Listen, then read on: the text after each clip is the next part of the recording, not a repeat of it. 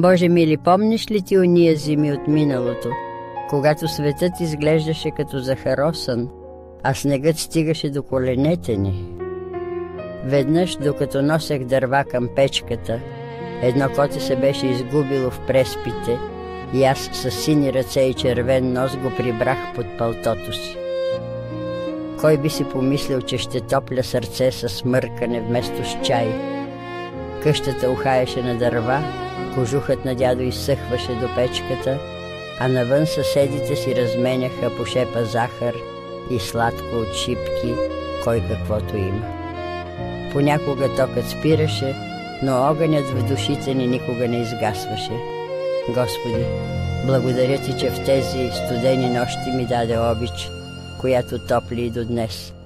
Знам, че някъде в сърцата ни винаги има място за малко топлина и чудо. Амин.